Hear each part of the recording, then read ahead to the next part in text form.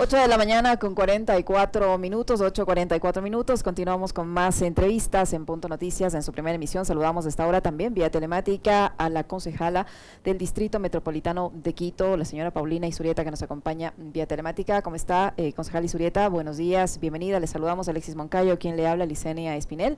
¿Qué información han tenido sobre los avances en la puesta en marcha, en la puesta en operación del metro de la ciudad? La fecha de inicio de operación del metro vuelve a ser incierta de acuerdo a las propias declaraciones del gerente del Metro de Quito. Esta sería ya para el 5 de marzo se había asegurado que sería para el 5 de marzo de 2023, pero al parecer esta fecha no se va a cumplir. ¿Qué información tienen ustedes como concejales al respecto? Buenos días, bienvenida.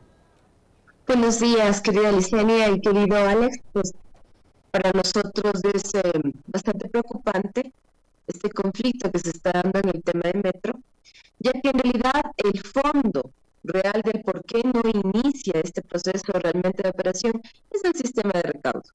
Lo hemos dicho en varias ocasiones en el Consejo, hemos planteado nuestro informe justamente de fiscalización sobre la necesidad de enfocarnos en el sistema de recaudo. ¿Por qué no inicia? ¿Por qué no comienza realmente?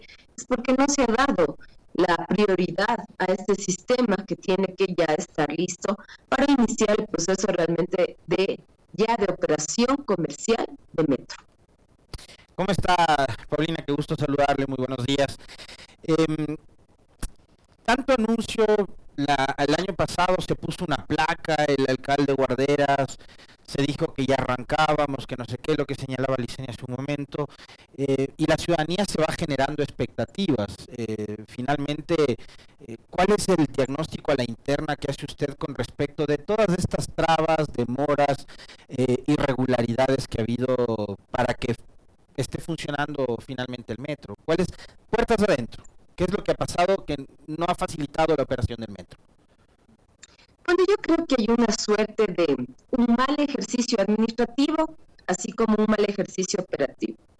Y cuando nosotros hablamos de un mal ejercicio administrativo es cuando no se entrega, no se aclara la información desde el momento del proceso de contratación de la operación hasta ese momento de la entrega. Porque todavía no nos entregan la obra, todavía los trenes no están homologados, todavía no tenemos el permiso de la Agencia Nacional de Tránsito, porque al final eso también es importante, es un vehículo que a pesar de lo que sea que digan, es un vehículo que va a operar a fondo, ¿no es cierto? Pero sigue siendo un vehículo. Entonces, no podemos decir que estamos por encima de las leyes nacionales, así muchos concejales digan que sí, pero no. Estamos hablando de que hay una ley máxima y eso hay que cumplir. Por otro lado, se han saltado muchos puntos importantes. Nosotros hace poco cambiamos justamente el capítulo de movilidad con el tema de este tema de rutas y frecuencias. Eso tampoco se ha resuelto. Y al no resolverse no tenemos pues quien integre a los 400 pasajeros que debe tener mínimo el metro para poder operar comercialmente. Y por eso es importante tenerlo claro. 400,000 pasajeros diarios. Claro, 400,000 pasajeros diarios que deben integrarse en el sistema de recaudo.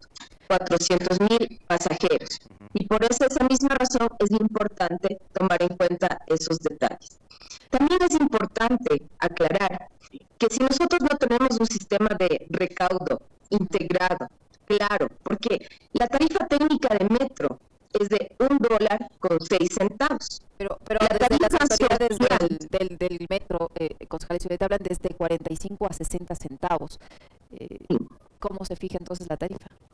A ver, hay que tener claro que existe una tarifa técnica y existe una tarifa social. Cuando nosotros cambiamos, justamente los concejales habíamos hecho un cambio en el capítulo de movilidad.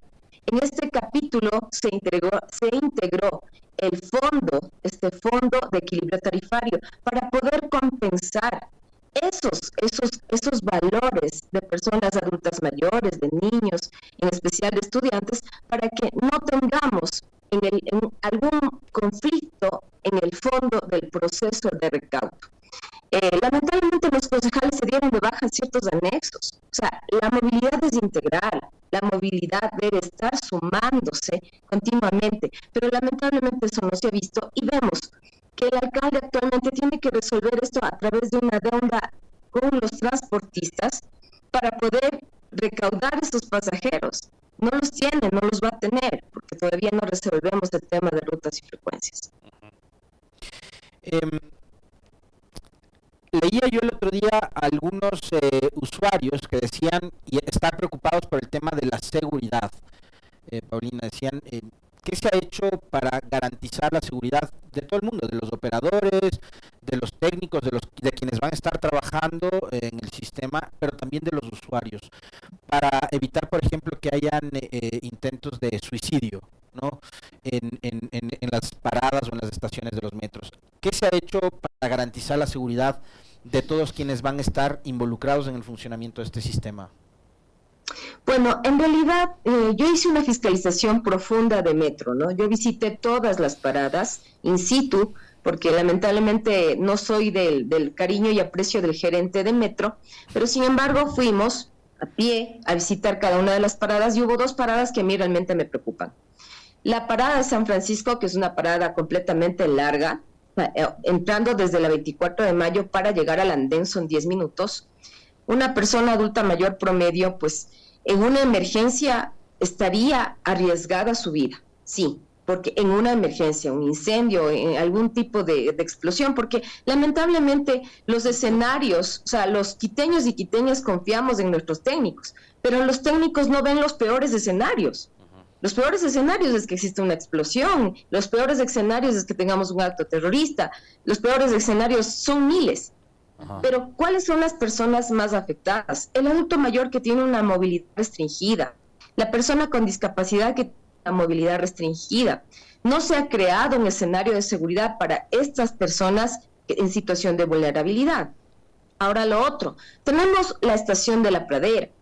Yo visité la estación de La Pradera porque ahí tenemos un derrame, hay que decirle, un derrame de combustible, ahí hay una remediación ambiental.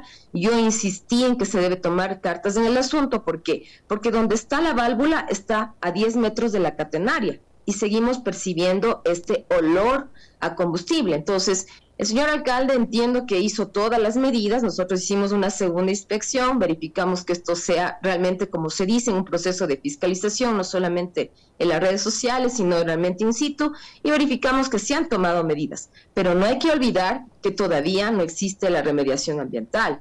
Y así, nosotros consideramos que el proceso de el no tener un sistema que esté conectado con el EQ 911 directamente, es riesgoso. Más allá de que tengan o no tengan estas radios, los radios Tetra, que sí, que pueden tenerlo, pero nosotros no tenemos un sistema eficiente de seguridad.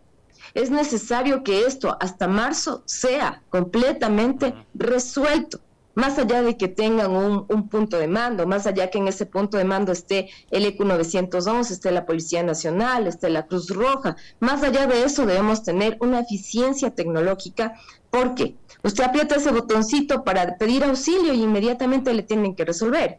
¿Qué pasa si existen varios botones de auxilio en un efecto catastrófico, por decirlo, un escenario completamente terrible, donde se vuelque uno de nuestros trenes?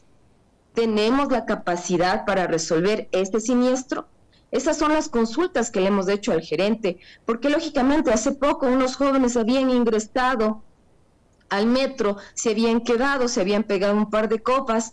O sea, eso significa que existen puntos ciegos de vulneración de seguridad y eso hay que resolverlo a tiempo. Concejal, usted mencionaba el tema de la seguridad y también atado al tema de seguridad va el tema de la conectividad. Tampoco se sabe si en estas paradas, en estas estaciones, los usuarios, los conductores, en fin, los usuarios en términos generales del sistema van a poder conectarse con el exterior. No se sabe, no conocemos si eso está a cargo de la empresa que va a administrar el metro, si está a cargo de la empresa Metro de Quito o del concesionario. ¿Quién tiene que resolver el tema de la conectividad, como es en otros sistemas de transporte parecidos en otros países? Bueno, aquí hay 2 escenarios complejos que yo siempre he pedido explicaciones y como siempre lo he dicho en el Consejo, yo tengo 5 informes, pero 5 diferentes. Entonces, lamentablemente, la empresa que construyó Metro tenía que prever y planificar el sistema para poder tener una claridad de conectividad, para que incluso podamos comercializar la conectividad de las operadoras de telecomunicaciones. Eso no nos han dado respuesta. Segundo, nosotros debemos tener la claridad de la emergencia y la conectividad no únicamente con las empresas de telecomunicación, porque bueno, en el mundo existen metros que no tienen pues la comunicación dentro de metro por el mismo sistema, pero a lo interno de los andenes, eso sí es necesario tener esa comunicación. Necesitamos esa conectividad por cualquier emergencia que exista. Y lo otro, claro, dentro de las paradas existen cabinas donde se va a atender a los procesos de emergencia. Van a tener que bajar los bomberos, van a tener que bajar. ¿Y qué pasa si las paradas y las entradas de las paradas no son accesibles? Eso es una pregunta que se hizo en el Consejo y que tampoco tuvimos respuesta. Y sin embargo, a mí sí me genera un ruido. Más allá de cualquier cosa, creo que esta necesidad de poder socializar a la cultura metro sí es importante, pero a mí me preocupa que tampoco nos respondan a nosotros los concejales los temas técnicos, porque el ciudadano no tiene por qué conocer el tema técnico. Necesitamos que ya se entregue la obra todavía no ha sido entregada, por lo tanto, todavía no sabemos, no podemos fiscalizar porque CL1 es una empresa aparte, nosotros hemos insistido a CL1 y he mandado oficios a través de Metro que nos permitan fiscalizar la obra como tal. Aún no está entregada. Y esos son los ruidos de este proceso de Metro. Paulina, y algo que a mí me inquieta siempre cuando hablamos de temas de transporte público, en algún momento una de las pocas cosas que hizo bien la administración de Rodas, y que de hecho creo que no fue iniciativa de él, sino iniciativa de la que fuera en esa época vicealcaldesa, Daniela Chacón, que hace algunos días estuvo conversando acá con las Warmis, fue la campaña del Bájale al acoso. Para evitar que estas cosas ocurran, más todavía en estaciones subterráneas, que se den casos de acoso, de violencia contra la mujer. ¿Qué se está haciendo en ese sentido? En realidad yo creo que hay una política de cultura metro que hemos insistido que sea por los grupos vulnerables y lógicamente por una política de género. Hace algún par de meses habíamos hablado de que no, la cultura metro está enfocada en la relación del ciudadano con el metro, pero no está enfocada en la relación entre ciudadanos dentro del metro. No está enfocada en el respeto a la mujer, en el respeto del adulto mayor, en el respeto de la persona con discapacidad. No está enfocada, no se ha hecho una planificación en eso y lógicamente no se ha integrado los grupos sociales y organizaciones para que den sus perspectivas e incluso planteen proyectos, porque hay que decirlo claramente. Metro tiene presupuesto para publicidad, pero no tiene presupuesto para proyectos sociales a lo interno de Metro. Vamos a enfrentar una serie de situaciones, una de ellas el acoso, también el acoso a los niños, porque los niños no están exentos, ¿no? Ningún niño, ningún adulto mayor, ninguna mujer. Y por esa misma razón creemos la necesidad de aplicar proyectos que vengan desde la comunidad, desde la ciudadanía. La operación del metro está con un operador específico, una empresa específica, pero el proceso social de la cultura metro aún sigue siendo competencia de la gerencia de metro y es necesario tener esa claridad porque vamos a tener la obligación de hacer proyectos para bajarle al acoso. Yo estoy de acuerdo con el proyecto de Daniela Chacón, ayudó mucho, generó una propuesta para que podamos tener a quién denunciar, porque el silencio es el que nos hace mucho daño. Muchísimas gracias, concejal, por habernos acompañado en este diálogo y vamos a estarle molestando frecuentemente para conocer cómo avanza este proceso bien complicado. Para ver cuándo mismo opera el metro. Sí, pues. Esperemos que pronto. A las órdenes. Muy gentil, Muy Paulina, un amable. abrazo, gracias. Muchas gracias. La concejal del Distrito Metropolitano de Quito, Paulina Isurieta, que ha estado con nosotros. Esto parece un cuento de nunca acabar, ¿no? El metro, qué locura, ¿no? Es terrible, qué pena. Sí. En fin. 8 de la mañana con 59 minutos, tiempo de despedirnos puntualitos. Ahora sí la Sofi no se va a quejar, el Falta un Carlitos minuto. no nos va a quedar bien. Nos quedamos aquí un minuto. ¿No? ¿O quieres que ya nos vayamos, Carlos Minango? Nos queda un minuto todavía. Ya nos vamos. Ya nos vamos. Chao, un abrazo. Ya viene.